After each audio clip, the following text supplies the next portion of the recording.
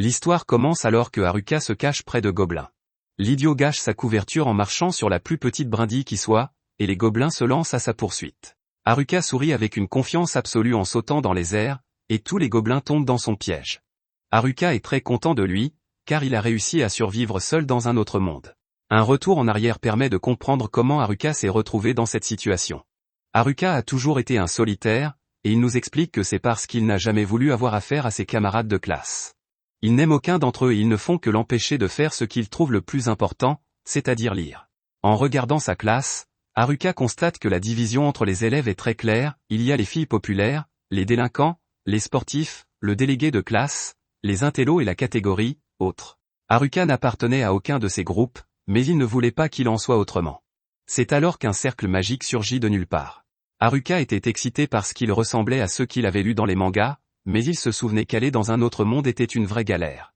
Les héros des mangas finissaient toujours par devoir être entourés d'un tas de gens, mais cela ressemblait à de la torture pour Haruka. Il fit de son mieux pour sortir de la salle de classe, mais cela ne se passa pas très bien.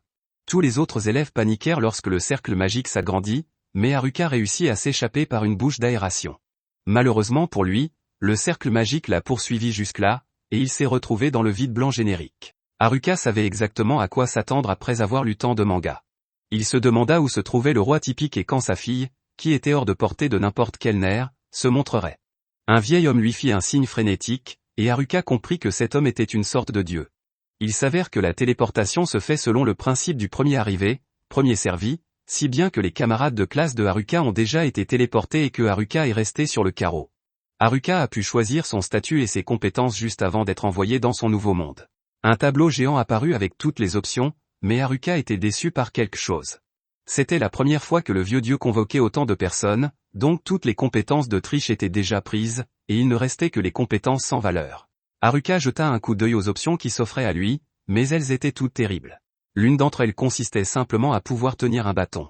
D'autres se contentaient d'une bonne santé générale et d'une bonne marche. Haruka se sentit encore plus mal à l'aise en voyant les compétences surpuissantes qu'il n'avait pas pu acquérir, comme la magie à 4 éléments. Pour en revenir aux mauvaises choses, Haruka trouva des titres comme « enfermé » et « NIT ». Haruka demanda au vieil homme de lui donner plus d'options, car il ne pourrait même pas passer le premier village avec celle qu'il avait à choisir. Le vieil homme en eut assez et décida de donner à Haruka toutes les compétences restantes en une seule fois. Haruka obtint toutes les compétences inutiles restantes et fut téléporté. Dans le nouveau monde, Haruka reçoit un sac pouvant contenir un nombre illimité d'objets. Haruka s'équipe et vérifie ses statistiques. Son écran de statistiques lui indique de lancer des dés, et il se souvient d'avoir lu un article sur cette compétence. Elle lui permet d'attribuer des points en lançant des dés. Haruka maudit le vieil homme de lui avoir donné une compétence aussi inutile et lance les dés. Il obtient un double M, mais Haruka n'a aucune idée de ce que cela signifie. Il imagine le pire, pensant que M signifie masochiste. Cependant, son écran de statistiques lui dit simplement de choisir la statistique qu'il veut ajouter. Haruka ne pense pas que les statistiques brutes l'aideront à survivre avec ses terribles capacités, il choisit donc de mettre les points dans la chance. Sa stratégie consiste à ignorer complètement une construction équilibrée et à maximiser la chance. C'est alors qu'Haruka réalise que le M signifie max, car sa statistique de chance est maintenant au maximum. Haruka est surpris lorsqu'il remarque qu'il a 2 compétences supplémentaires parmi la mer de compétences inutiles. Il suppose que c'est parce qu'il a été invoqué seul. Le titre de « solitaire » de Haruka signifie qu'il est le solitaire sans amis et qu'il ne peut pas former de groupe. Sa compétence, servitude, lui permet de commander les autres, et elle lui a été donnée en raison de son statut de solitaire. C'est plutôt cool, mais cela signifie aussi qu'Haruka doit dire adieu à son rêve d'avoir un harem. Haruka se demande où sont passés tous ses camarades de classe, mais cela n'a pas d'importance car il ne peut pas se regrouper avec eux de toute façon. Haruka décide de commencer son voyage, et il veut commencer par s'assurer une base d'opération. Il est difficile de voir à travers la forêt, et Haruka craint qu'un monstre n'apparaisse. Il se demande s'il a une compétence qui pourrait lui être utile, mais la seule qui lui vient à l'esprit est celle qui lui permet de s'endormir. Haruka essaie les lentilles de contact qu'il a dans son sac et se rend compte qu'elles sont très utiles. Elles lui permettent de voir tout un tas de choses supplémentaires, et il découvre qu'elles lui confèrent la compétence d'évaluation.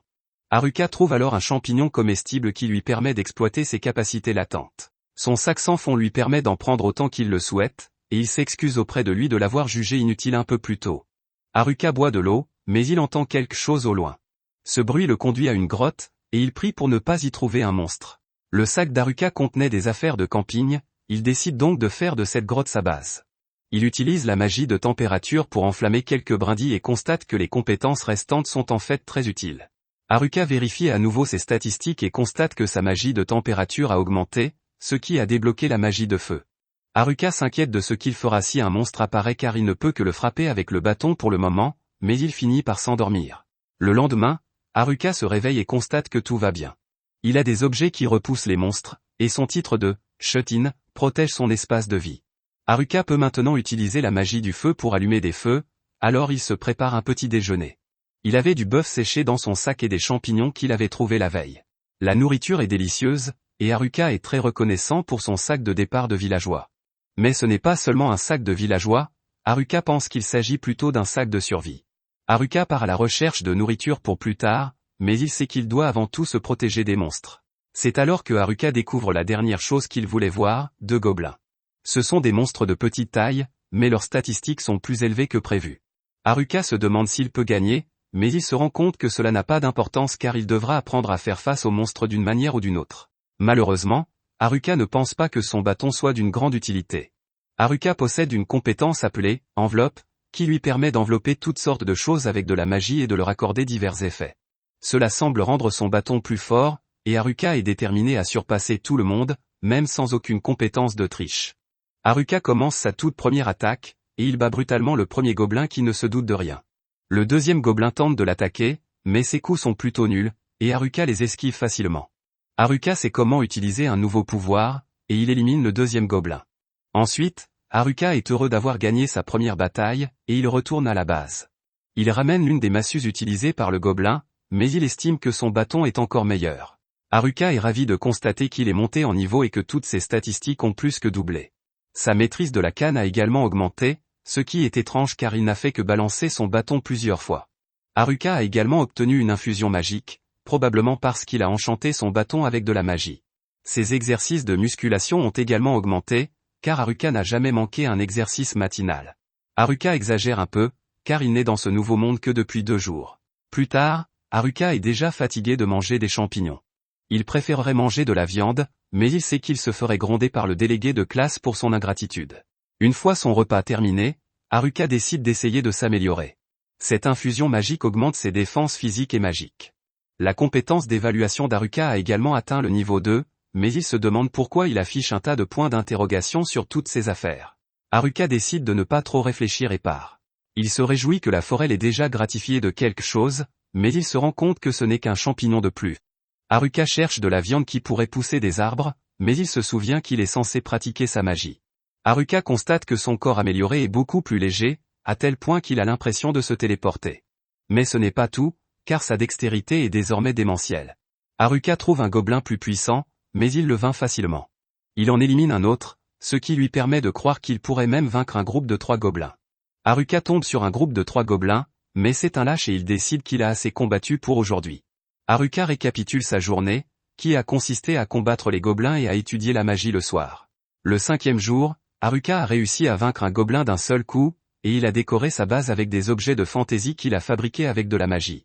Haruka est à nouveau satisfait de sa vie dans ce nouveau monde qui commence à se mettre en place. Ce soir-là, Haruka se lance à la poursuite d'un lapin bien en chair, car il a désespérément besoin de manger de la viande. À ce moment-là, Haruka détecte une présence, et il détermine instantanément qu'il ne s'agit pas d'un gobelin. Il s'agit en fait de ses camarades de classe, mais Haruka est déçu de voir qu'il s'agit des délinquants. Haruka préférerait ne pas avoir affaire à eux, mais il sent qu'un autre groupe se trouve dans l'autre direction. Son don de clairvoyance lui permet de voir de qui il s'agit, mais il est horrifié de constater qu'il s'agit des filles populaires. Les sportifs s'approchent aussi rapidement.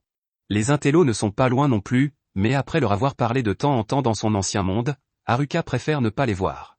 Il ne reste plus que la déléguée de classe et ses amis. Haruka sait qu'il serait préférable qu'il ait des amis dans ce monde difficile, et il connaît la déléguée de classe depuis l'école primaire. Haruka décide de lui dire au moins bonjour, mais il s'arrête. Il se rend compte qu'il se sent vraiment libre et isolé en ce moment. Il peut vivre comme il l'entend sans que personne ne s'en mêle, et il n'échangerait cela pour rien au monde. Haruka prend sa décision finale, qui est de conquérir ce nouveau monde tout seul. Haruka se cache des autres élèves, mais l'un des délinquants entend quelque chose dans sa direction. Il est sur le point d'être découvert, mais les garçons finissent par supposer que le bruit provenait du lapin qui était censé être le dîner de Haruka. Haruka espionne les délinquants pour entendre ce dont ils discutent, mais les pervers ne font que parler de filles. Ce sont de vrais dégénérés, mais Haruka sait que le délégué de classe les empêchera de faire quoi que ce soit aux filles. Cependant, les délinquants ont de leur côté un certain Tanaka, dont les compétences leur permettront de faire tout ce qu'ils veulent. Les délinquants retournent vers les autres élèves, mais Haruka est un solitaire sérieux et ne veut rien avoir à faire avec eux. Haruka rentre chez lui pour déguster ses délicieux champignons et se rend compte que son niveau de solitude a augmenté. C'est un titre un peu déprimant car il commence à détruire la confiance en soi de Haruka. Haruka n'est encore qu'au niveau 3, et il blâme ses compétences de « maître de rien » et de « mannequin ». Il ne sait pas exactement à quoi elles servent, mais il suppose que « maître de rien » signifie qu'il ne peut pas rester concentré sur une chose assez longtemps pour la rendre vraiment forte. Cependant, cela lui permet d'accomplir beaucoup de choses différentes. Quant à la compétence « mannequin », Haruka suppose qu'elle fait de lui une marionnette, ce qui est en fait la pire compétence qui soit. Haruka décide de manger ses problèmes, mais cela lui rappelle qu'il n'a pas de viande à manger. Le 7e jour, Haruka se réveille au son d'un combat.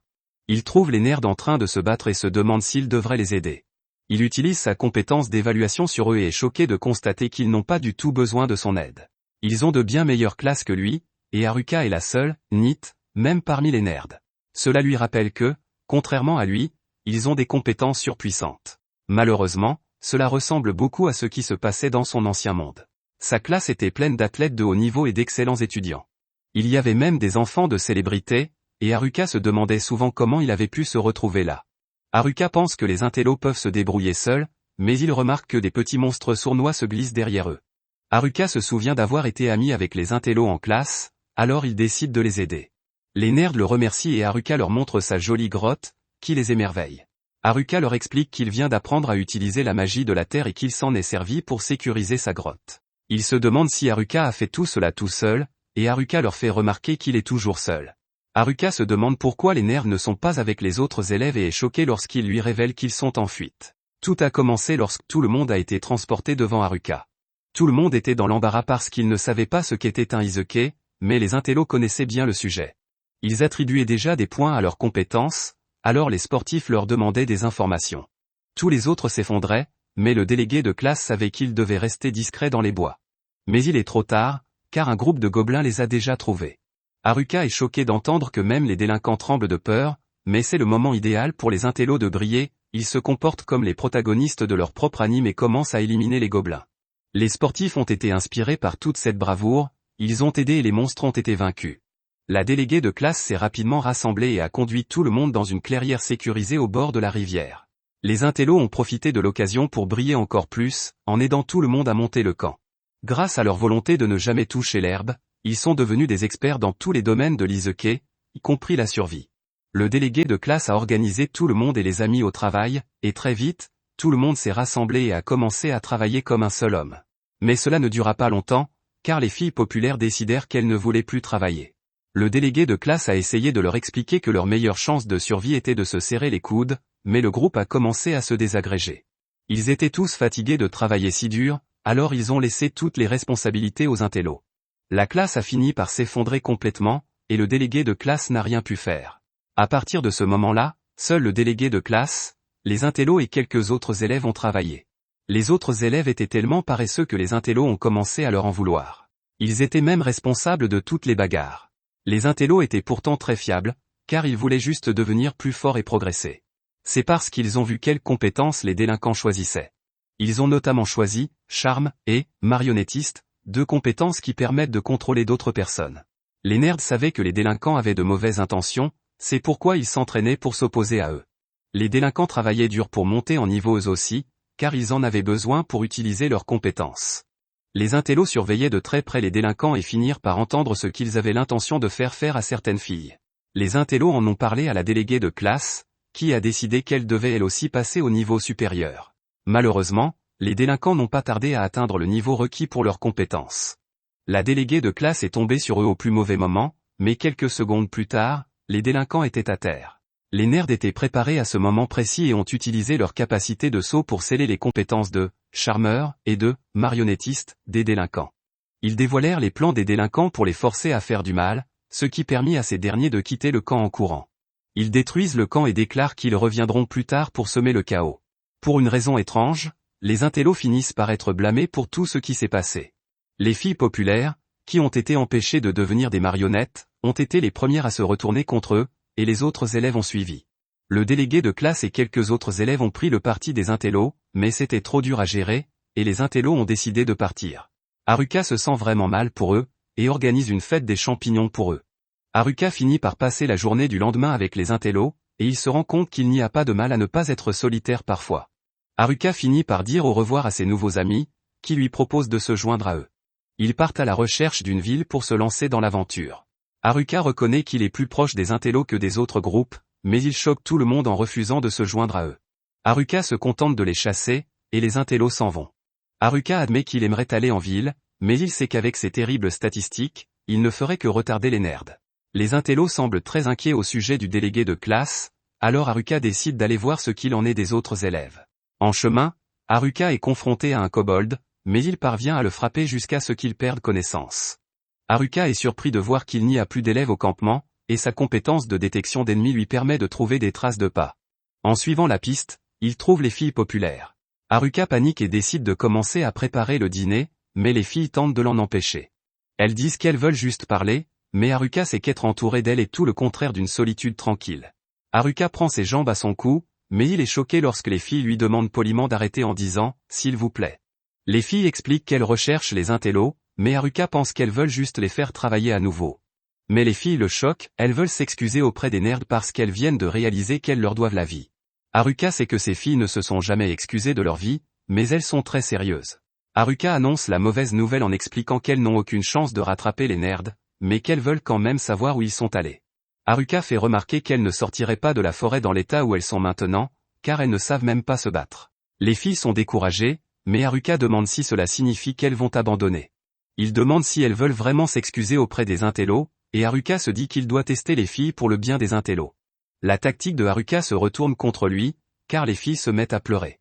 Elles voulaient juste s'excuser auprès des nerds, mais elles craignent maintenant d'être mangées. Haruka n'a aucune idée de ce qui se passe, alors les filles le supplient de leur apprendre à survivre jusqu'à ce qu'elles retrouvent les intellos. Haruka dit accidentellement oui, ce qui active sa compétence de domination. Il domine alors les filles, et Haruka se demande comment cela a pu se produire. Les filles finissent par le suivre partout comme des chiots perdus aux yeux sans âme. C'est aussi terrifiant parce que les filles achèvent les méchants sans dire un mot. Elles ramènent même les cristaux lâchés par les monstres, comme des chiens qui rapporteraient un frisbee. Haruka essaie de soigner les filles, mais elles se contentent de le soigner, même s'il n'en a pas besoin. Haruka craint ce que dirait la déléguée de classe si elle voyait tout cela, et il se demande comment il pourrait annuler sa compétence de domination.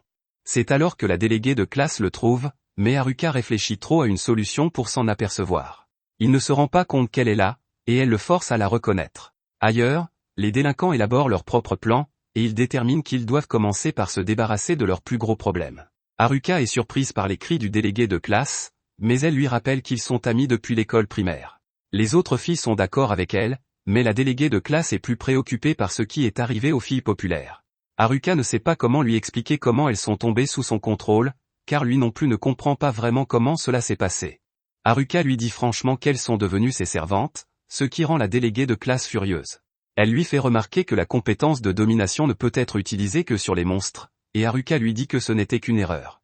Aucune des filles ne le croit, alors Haruka décide qu'il est temps pour lui de partir, mais les filles l'en empêchent. Notre garçon Haruka est un solitaire, et il aimerait pouvoir rentrer chez lui tout seul. La déléguée de classe sort Shimazaki de l'emprise de Haruka et décide d'obtenir des réponses de sa part. Haruka tente de s'échapper, mais la déléguée de classe lui dit de ne pas partir. Pendant que les filles discutent de ce qui s'est passé, Haruka décide de s'entraîner à agrandir sa base, plus précisément à construire un sous-sol. Son entraînement commence plutôt bien, mais il s'aperçoit bientôt qu'il s'est enterré. La déléguée de classe l'aide à se relever et lui explique que Shimazaki lui a tout raconté. Elle se rend compte que Haruka essayait simplement d'aider les filles, mais Haruka ne se souvient même pas d'avoir dit une chose pareille. Toutes les filles le remercient pour sa gentillesse, mais Haruka veut juste rentrer chez lui. Les filles font pression sur lui pour qu'il les aide, et la déléguée de classe se demande ce qu'Haruka entend par « maison ». Haruka explique qu'il a un chez-soi dans ce nouveau monde, et la déléguée est choquée lorsqu'elle pense qu'il est né ici. Haruka lui révèle qu'il a construit sa maison, mais elle n'arrive pas à le croire, car c'est une véritable défaite. Les filles se réunissent à nouveau pour discuter de ce qu'elles vont faire, et elles se demandent combien de personnes peuvent tenir dans la maison de Haruka. Haruka calcule qu'il peut accueillir au moins 240 personnes, et peut-être plus s'il enlève ses meubles luxueux. Les filles sont très excitées lorsqu'elles apprennent que Haruka a un bain, et elle se demande comment il peut vivre dans le luxe alors que tout le monde souffre. Les filles décident de lui demander si elles peuvent rester avec lui pendant une journée, et Haruka est choquée que des lycéennes veuillent passer la nuit chez lui. Haruka n'arrive pas à croire qu'elle soit si scandaleuse, mais la déléguée de classe lui fait remarquer qu'il est le seul pervers sur place. Haruka conduit les filles chez lui, et elles sont stupéfaites de voir qu'il y a même un chemin qui y mène. C'est tellement impressionnant que la déléguée de classe se demande s'il a même une épicerie, mais Haruka explique qu'il allait d'abord faire une pharmacie. Les filles arrivent chez lui épuisées, et Haruka leur souhaite la bienvenue. Haruka a beaucoup amélioré sa maison et les filles n'en reviennent pas de son luxe. Haruka les dirige bien sûr vers la cuisine, mais les filles sont plus intéressées par les toilettes. Notre garçon est choqué de les voir se déshabiller et sauter dans la baignoire. Il pense que le fait d'avoir vécu trop longtemps dans la forêt a transformé les filles en sauvages. Haruka est en fait très heureuse d'être enfin seule, mais il sait que seuls les solitaires peuvent comprendre ce bonheur. La déléguée de classe arrive pour le remercier, car les autres garçons ont laissé toutes les filles seules, et ils étaient inquiets. La présence d'Haruka les a calmés, tout comme toutes les commodités de sa maison. La déléguée de classe est contrariée parce qu'elle n'a pas pu faire grand-chose pour le groupe, mais Haruka lui fait remarquer qu'elle a fait beaucoup. Elle n'a pas fait autant que les intellos, mais Haruka explique que ces derniers ne sont jamais sortis dans l'ancien monde, et qu'ils ont passé toute leur vie à se préparer à ce moment en jouant à World of Warcraft. La déléguée de classe se sent beaucoup mieux et remercie Haruka, mais elle se rend compte d'une chose, après être venue dans ce monde, Haruka a une maison, de la nourriture, et il peut même vaincre des monstres, ce qui le rend encore plus bizarre que les intellos. La déléguée de classe va dormir avec les autres filles, mais Haruka ne pense pas qu'il se reposera ce soir. Le lendemain matin, Haruka est réveillée par une fille qui lui dit que le petit déjeuner est prêt, mais il veut juste dormir un peu plus longtemps. Elle demande à Haruka de se lever pour elle, mais il ne pense pas que ce soit quelque chose qu'elle devrait dire dans cette position. Haruka est stupéfait d'apprendre qu'elle a préparé du poisson pour le petit déjeuner, et il manque de l'assommer. Haruka prend une bouchée du délicieux poisson et pleure parce que cela faisait longtemps qu'il n'avait pas mangé quelque chose d'aussi bon. La déléguée de classe n'arrive pas à croire qu'il soit si émotif en mangeant du poisson parce qu'il vit juste à côté d'une rivière, mais Haruka explique qu'il n'a pas pu attraper de poisson lui-même. Ils sont trop rapides et trop glissants, alors il s'est contenté d'observer tous les poissons en mangeant des champignons au bord de la rivière. Une fille lui montre comment elle utilise la magie de l'éclair pour assommer un groupe de poissons dans l'eau en une seule fois, et Haruka lui demande de lui montrer à nouveau. La fille prépare à nouveau l'attaque, mais cette fois, Haruka enveloppe la magie de la foudre avec sa compétence d'emballage. Cela permet à Haruka de déplacer la magie, et il l'utilise pour étourdir et capturer quelques poissons. Haruka se réjouit d'avoir appris la magie de la foudre. Il ne sait pas vraiment comment il y est parvenu, mais il explique aux filles qu'en utilisant sa compétence d'emballage sur la magie, il peut obtenir n'importe quelle magie élémentaire. La déléguée de la classe trouve que c'est très puissant, mais Haruka décide que même les pires compétences ont une utilité. C'est assez incroyable pour la déléguée, mais Haruka révèle qu'il s'est retrouvé avec toutes les pires compétences restantes. Les filles prévoient de trouver une ville voisine, mais elles veulent d'abord monter en niveau. Haruka reconnaît qu'elles doivent gagner des niveaux si elles veulent continuer à chasser les intellos, mais les commères soulignent qu'elles veulent juste les remercier. Haruka accepte d'aider les filles à monter en niveau et leur demande de lui dire à quel niveau elles se trouvent. Il est cependant choqué de voir que les filles sont toutes au niveau 16, alors qu'il n'est qu'au niveau 7.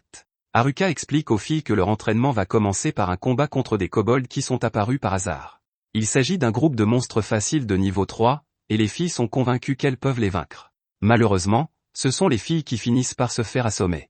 Par la suite, Haruka est heureux que sa tente magique ait pu s'agrandir, mais les filles en ont profité pour se réunir et faire le bilan de leur combat.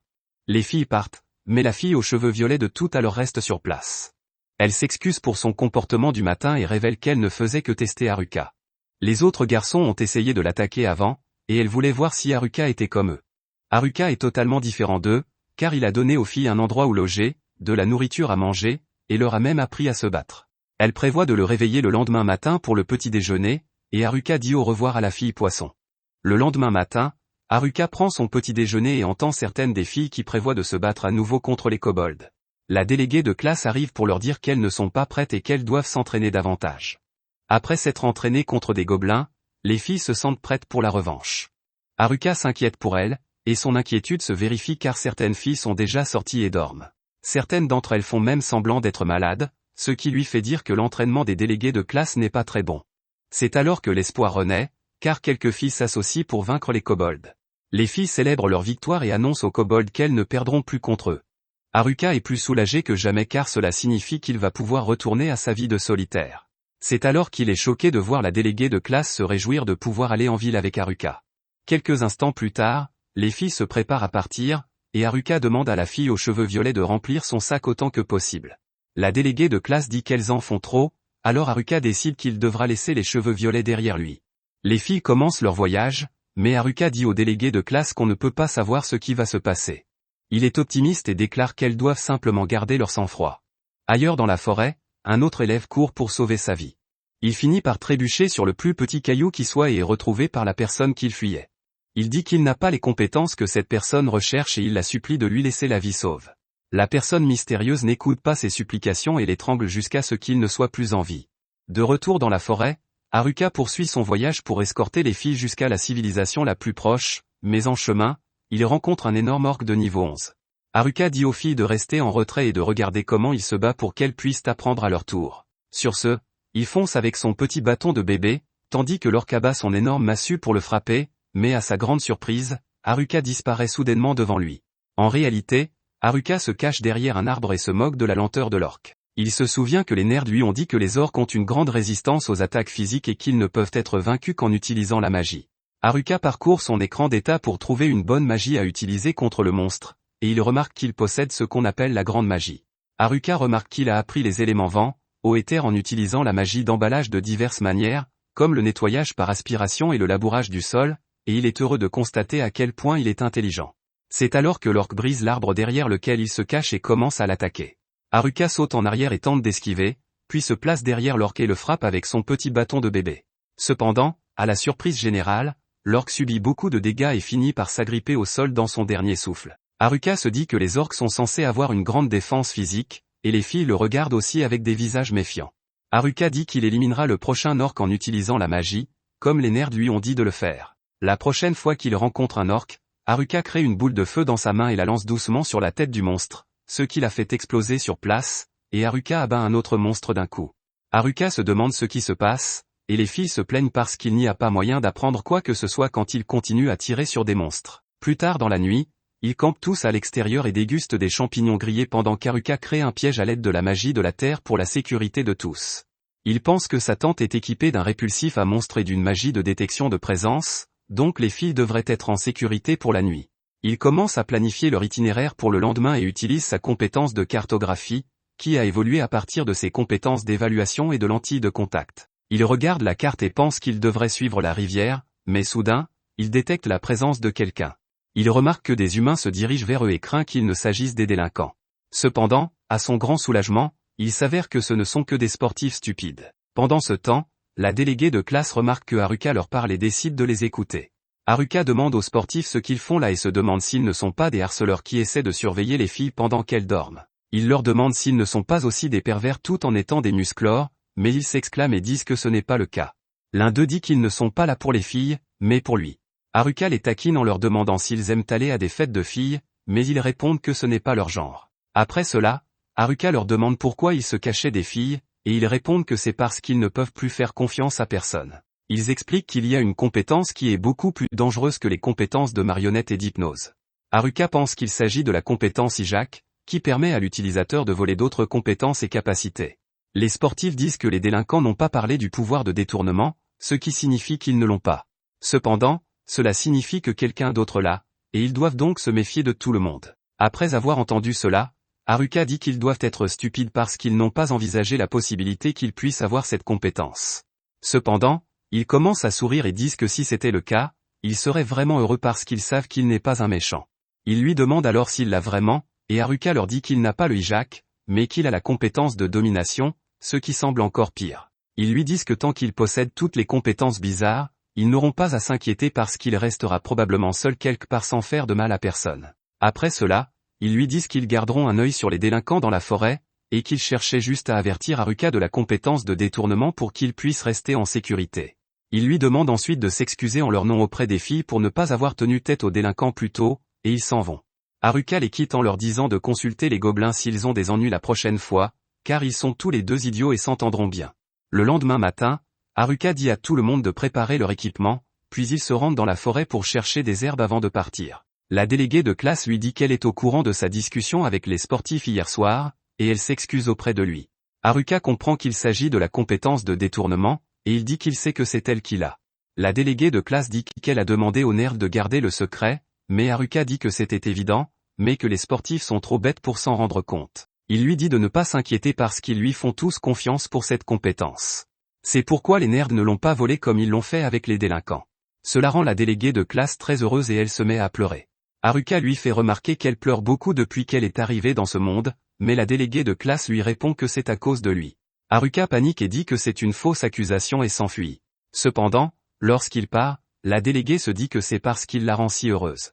Après cela, ils continuent leur voyage et Haruka décide de vendre du jus de fruits frais en chemin pour remonter le moral de tout le monde. Une fille dit qu'elle n'a pas d'argent mais qu'elle serait intéressée par un autre moyen de paiement. Cependant, la déléguée de classe gronde Haruka pour être un pervers, et il arrête de vendre les jus de fruits, ce qui fait pleurer les autres filles qui n'en ont pas. Il continue à marcher dans la forêt jusqu'à ce qu'Haruka aperçoive la rivière. Il dit au délégué de classe qu'il ne devrait pas y avoir de danger à camper ici pour la nuit et dit qu'il va partir en éclaireur, tout en s'élançant. En courant, il augmente sa force physique et utilise la magie du poids pour se rendre plus léger. Il a une bonne vue de la forêt d'en haut, mais il se rend compte qu'il n'a aucun moyen d'atterrir en toute sécurité, et il tombe sur le sol avec son derrière à une HP. Haruka retourne alors au camp et se fait gronder par la déléguée de classe pour son imprudence. Haruka, qui est un garçon intelligent, essaie de se rattraper en disant qu'il a ramassé des fruits frais pour faire plus de jus. Le lendemain, ils se remettent à marcher pour sortir de la forêt et rencontrent un tas de nouvelles choses sur leur chemin. Ils retrouvent une fille perdue de leur groupe, s'amusent dans la rivière et se font même poursuivre par une horde d'orques. Finalement, ils parviennent à sortir de la forêt, ce qui réjouit tout le monde. Haruka remarque que sa vision est masquée par les collines de la région, et il remarque une nouvelle compétence de marche aérienne dans son écran d'état. Il l'utilise pour s'envoler afin de mieux voir les environs et remarque qu'un groupe de PNJ de ce monde se fait attaquer par une meute de monstres. Il descend et raconte tout à la déléguée de classe. En bonne chef qu'elle est, elle panique et dit qu'ils doivent les aider. Cependant, Haruka prévient qu'il n'y a aucune garantie que les PNJ soient de bonnes personnes. Il n'y a aucun moyen de savoir s'ils leur feront du mal une fois qu'ils les auront sauvés des monstres. Il suggère qu'ils continuent à avancer, mais la déléguée de classe dit qu'elle se battra s'ils essaient de faire du mal à ses camarades de classe. Elle veut vraiment les sauver et regarde Haruka avec des yeux tremblants. Pour cette raison, Haruka dit qu'il ira là-bas tout seul. Ils sont trop loin, et les autres n'y arriveront pas même s'ils courent à toute vitesse. Haruka utilise à nouveau la magie d'amélioration physique et de poids, puis il lance la magie du vent pour s'élever dans les airs. Il continue de voler vers les PNJ en utilisant sa compétence Airwalk, mais il remarque que la déléguée de classe est accrochée à sa cape. Il lui demande ce qu'elle fait, et elle lui répond qu'elle a été prise dans la magie du vent et lui dit de regarder devant lui car ils sont sur le point de s'écraser. Malheureusement, Haruka lui répond qu'il ne sait pas freiner. Ils s'écrasent tous les deux sur les monstres près du groupe de PNJ et finissent par les sauver. Haruka se relève, et le chef des PNJ se présente sous le nom d'Ofte, avec son partenaire Gatek. Il le remercie de les avoir sauvés et lui explique que des marchands ont été attaqués par des monstres sur cette route. C'est pourquoi ils ont décidé de récupérer la quête de la guilde des aventuriers, en espérant pouvoir gagner un peu d'argent. Cependant, si le combat avait continué, ils ne seraient plus en vie à l'heure actuelle. Après cela, ils préparent leurs affaires et Haruka attend que les autres filles les rattrapent. En attendant, il fait cuire quelques champignons de brousse et les partage avec les PNJ. Ceux-ci le remercient et lui révèlent que les champignons ont une grande valeur. Les champignons leur redonnent des forces, et Haruka devient jaloux des vieux du groupe qui ont la chance de partir à l'aventure avec des filles aussi sexy. C'est alors que la déléguée de classe reprend ses esprits et empêche Haruka de se transformer en méchante. Les autres filles finissent par les rattraper, et elles sont très excitées à l'idée de voir des elfes en chair et en os. Les PNJ leur montrent le chemin vers une ville appelée Omoa, et les filles commencent à courir vers elle avec excitation comme des enfants de maternelle. D'un autre côté, nous voyons les délinquants gagner des niveaux dans la forêt. Ils disent qu'il est temps pour eux de se venger des filles et de s'en prendre à elles. Cependant, le nerf qu'ils ont kidnappé suggère qu'ils commencent par lever les scellés sur leur capacité de marionnette et d'hypnose. Les délinquants sont tous d'accord et décident de chasser le groupe des nerds en premier. Au même moment, les sportifs les observent derrière des arbres et s'inquiètent de les voir passer à l'action. Merci d'avoir regardé mon récapitulatif. Abonnez-vous à la chaîne pour plus de vidéos.